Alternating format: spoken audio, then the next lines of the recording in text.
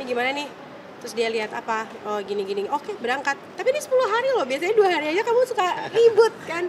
Enggak pergi, yang ini kamu harus pergi. Makanya bercandaanku adalah istri kebanyakan pamit nonton konser bukan dikirim ke barak, tapi langsung dikirim jauh medan gitu. perang. Langsung ke medan perang, suruh jadi volunteer gitu. Ya, Jadi saya lihat kan rundown-nya, terus ya, aku kirimin member peserta turnya juga. turnya, Jadi saya lihat tujuannya apa. apa. Ya saya pikir kemarin tuh ini mungkin positif lah gitu. Ya, Gitu. dan juga sebenarnya itu hal yang aku suka. Dan maksudnya kita biasa lakuin di Indonesia, tapi ini kita mendapatkan kesempatan untuk langsung terjun ke lapangan. Jadi cara kita untuk berandil turut serta kan macam-macam ya. Ada yang dari sisi diplomasi, ada yang memberikan donasi, ada yang juga mendoakan. Doa itu juga salah satu bentuk bantuan.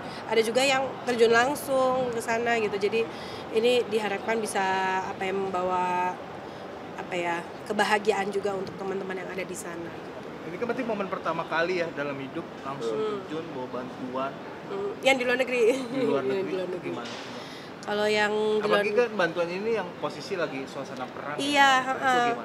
Kalau biasanya kan kalau dalam negeri mungkin lebih kayak ada bencana alam dan lain sebagainya ya. Kalau ini kan benar-benar langsung ke daerah yang memang lagi konflik gitu ya gitu.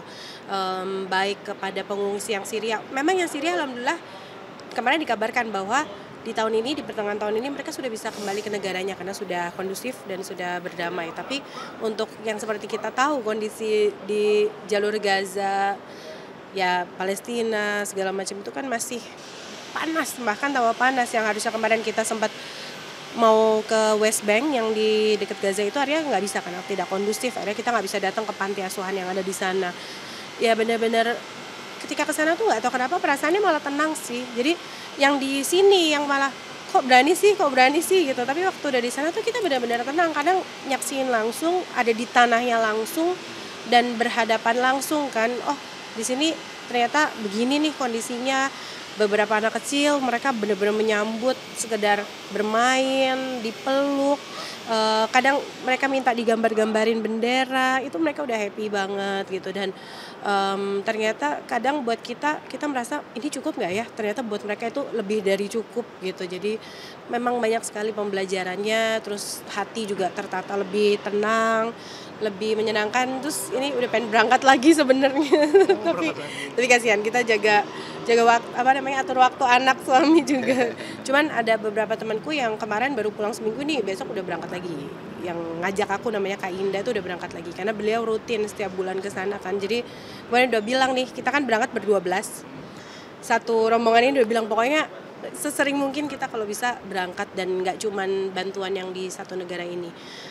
Tapi juga jangan khawatir, kita sebenarnya udah ngelakuin yang di Indonesia juga. Hanya kita selain berbagi di Indonesia juga rombongan ini juga ke luar negeri. Tapi was-was nggak ada Mbak dengan suasana yang was-was karena kemarin tuh sempat salah satunya kita kayak mau sholat aja selalu dijaga tentara bersenjata ya. Mereka di badannya udah granat sama pistol, terus kita no enter gitu udah. Akhirnya kita pindah gate sampai dapat ada bisa masuk. Ada momen juga ketika jadi waktu sholat maghrib begitu subuh kita ke masjid juga no enter gitu kan, muter lagi. Terus kita mau sholat zuhur bisa masuk tapi ternyata ada sirine rudal dari Yaman. Kan mereka lagi masih perang rudal itu ya. Jadi ada rudal dari Yaman yang tiba-tiba meledak juga di udara karena mereka punya domnya itu kan. Jadi kayak tiba-tiba kita lagi mau sholat sirine kita udah parno karena semua tentara itu siaga kan langsung. Memang suasana di dalam komplek yang benar-benar komplek masjid ini nggak rame. Jujur aja itu nggak banyak orang yang ada di dalam situ. Mungkin dipersulit mau sholat dan nggak banyak turis yang lagi datang kan. Tapi ketika lagi bunyi sirene itu tiba-tiba semua tentaranya banyak gitu kan. Kita di dalam situ nggak banyak orang, akhirnya juga agak was-was tapi ya tetap tenang. Cuman ya mikir aja ini rudal mau kemana ya kok mereka yang di sini yang ini, cuman ternyata katanya ini dari Yaman mau ke Tel Aviv itu kan. Jadi lagi gitu-gitu tiba-tiba bem udah kayak gempa di situ, mereka meledak di udara. Ya tetap ada was-was.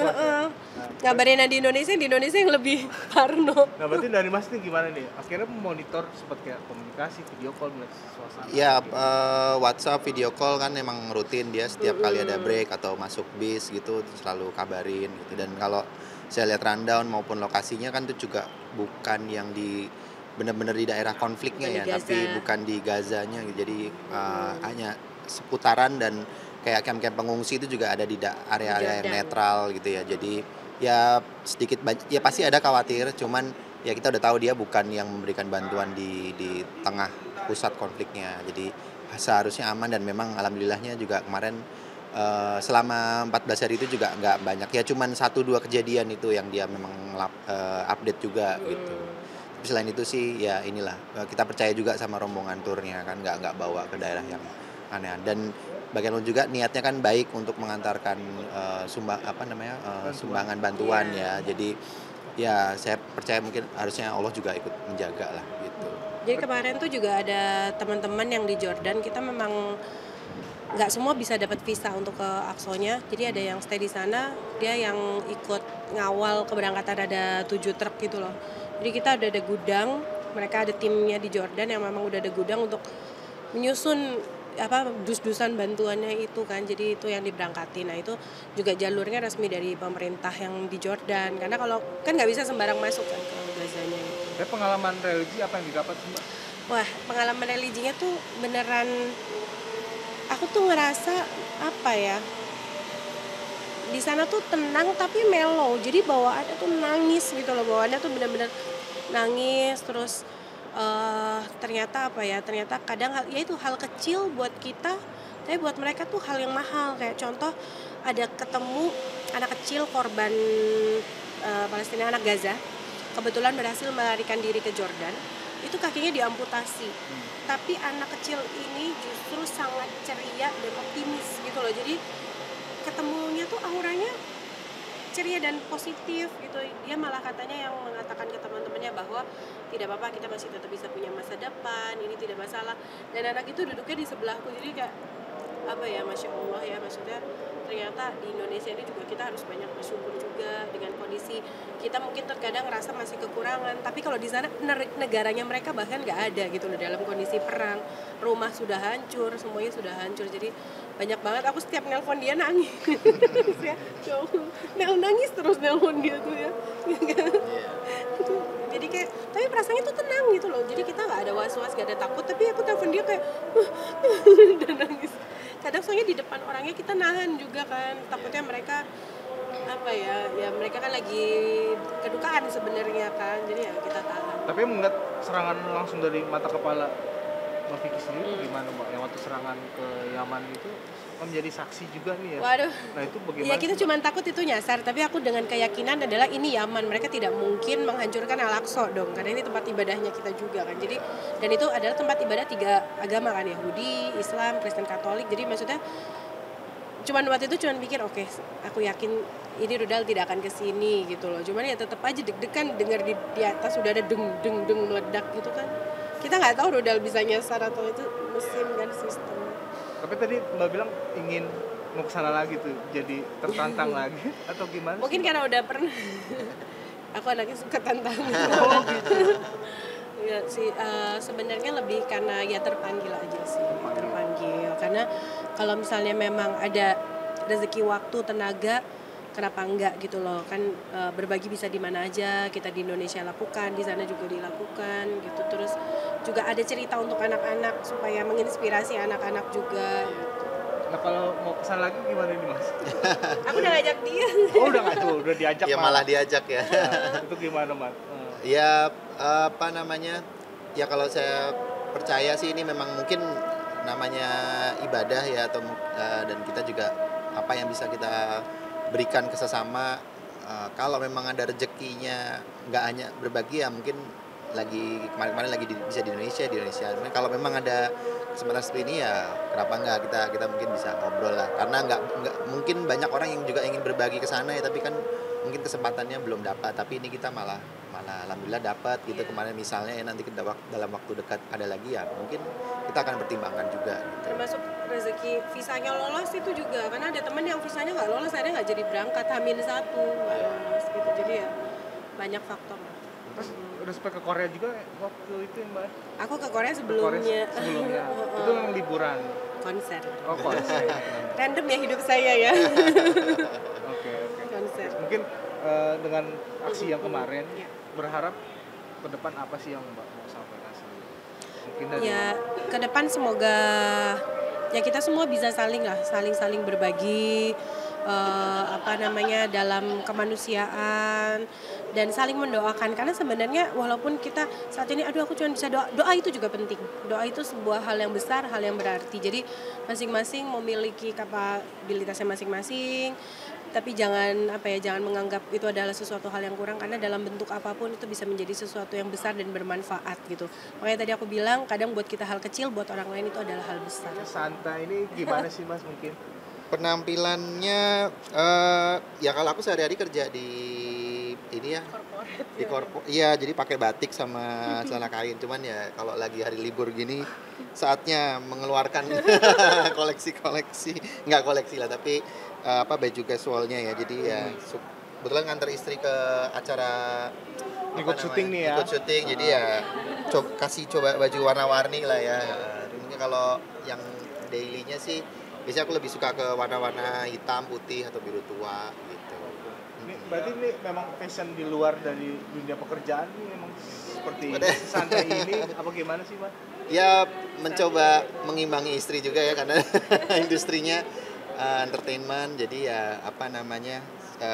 kadang kita juga suka bukan janjian, kadang dia yang maksa sih ngasih seragam. Jadi hari ini nggak sesuai dress code nih selalu. Iya. Karena anak-anakku udah kayak aku nih, jeans belel.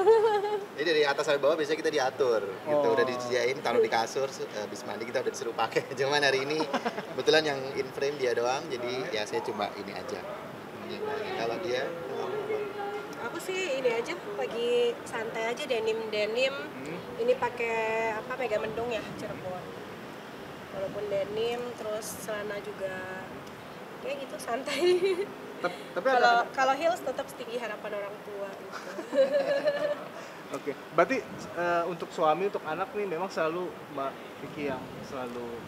Iya, ya kadang kalau misalnya mau pergi mereka kadang anak-anak udah suka pilih sendiri kan, tapi aku selalu bilang kalau waktunya kompakan harus nurut. Udah gituin, tapi nurut ya. Tapi tadi enggak, ini udah milih kayak aku gitu. Iya. Tadi mereka milih sendiri tapi udah kembaran pakai denim jeans gini.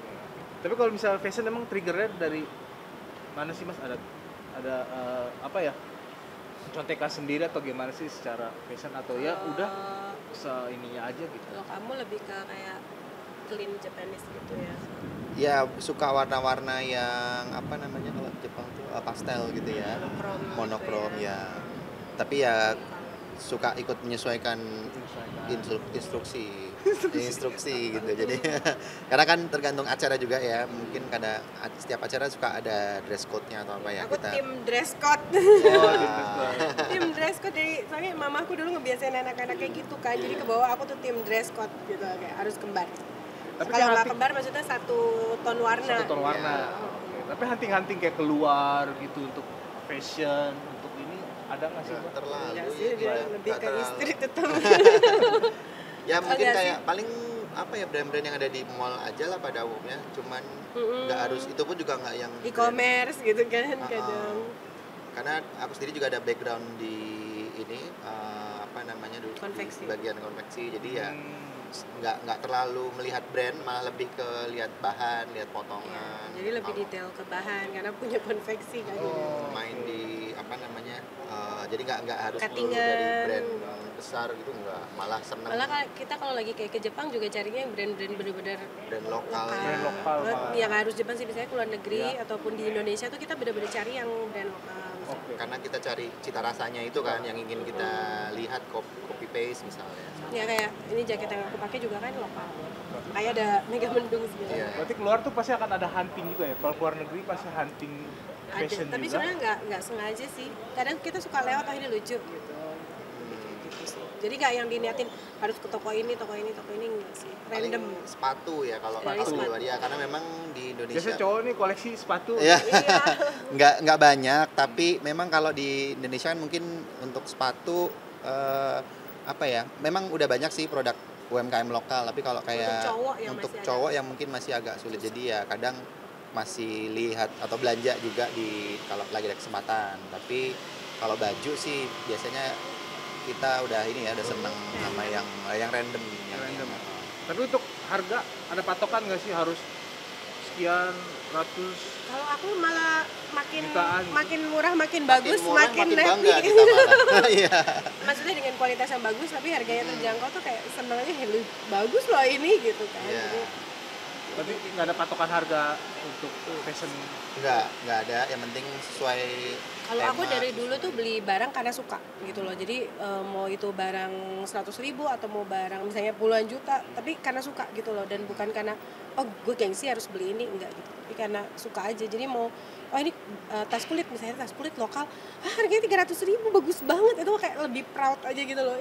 Kok bisa ya tas bagus gini murah gitu. Jadi randomnya kayak gitu sih. Tapi ini benar, dia sekarang koleksi tasnya malah berubah ke yang non branded ya, bisa dibilang ya, UMKM. Terus karena kemarin beberapa tahun terakhir saya lihat dia udah nggak pernah beli yang branded malah. lagi tas-tas gitu. Malah dia lebih bangga kalau pakai brand lokal tapi yang memang kualitasnya bagus. Jadi lagi hobi hunting itu, Iya. lagi hunting lokal-lokal yang bagus-bagus gitu. Kenapa begitu akhirnya? Sebenarnya dari dulu juga, cuman kan kita ya koleksi, ya kayak aku kan sepatu juga udah dari 2009 brand lokal kan, jadi emang dari dulu udah merhatiin brand lokal. Cuman sekarang nih pemainnya makin banyak, jadi mereka makin lebih berani untuk ngeluarin desain-desain yang bagus gitu loh. Dan aku seneng banget karena jadi banyak temennya aja ngerasa kayaknya dulu sepatu aneh-aneh aku kan, sekarang udah ada tas yang unik-unik gitu dengan harga terjangkau ataupun ya bahannya juga bagus, itu juga banyak. Jadi seneng gitu untuk hunting. Terakhir berharap kalian pecinta fashion lokal nih apa nih yang mau sampaikan sendiri sih? Ya semoga daya belinya juga tinggi ya teman-teman. Jadi selain biar kita sebagai pelaku UMKM, sebagai pekerja produksi gitu ya, sebagai desainer kayak aku desainer sepatu, terus mungkin teman-teman yang punya brand, biar nanti kita tuh juga berkembang. Jadi brand-brand kita nggak cuma terkenal di Indonesia, karena sekarang tuh udah mulai orang-orang luar juga hunting barang di Indonesia. Jadi semoga kita semua dimudahkan rezekinya sehingga daya beli masyarakatnya juga naik. Amin. Oke. Ambil gambar stok.